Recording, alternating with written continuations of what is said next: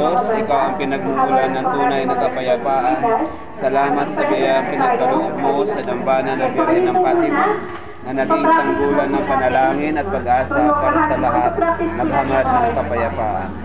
O Birhen ng Fatima, sa iyong mga aparisyon, pinaalala mo sa amin ang kahalagahan ng panalangin, lalo na ang Santo Rosario bilang sandata laban sa kasamaan. Pinagdarasal namin ang iyong mensahe ng kapayapaan ay maghari sa aming mga puso, sa aming mga tahanan sa buong mundo.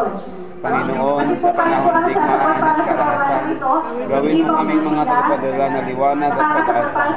Naway ang aming mga panalangin at pagsisikap na magbigay daan sa pagkakaisa at kaunawaan. Pagpalain mo ang aming mga lider upang palagi silang maghangad ng kapayapaan at katarungan para sa lahat. Sa pamamagitan ng pananalig at gawa, tulungan mo kami maging mga anak ng Diyos na kapamayapa.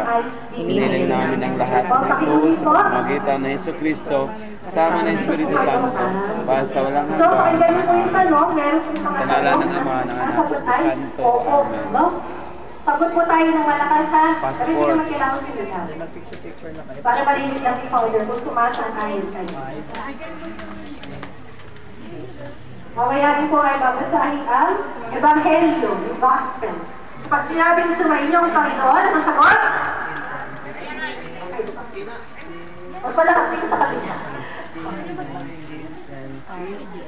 So, pagpapahayag ng banal na Ebanghelyo ayon kay San Marcos. Anong sagot?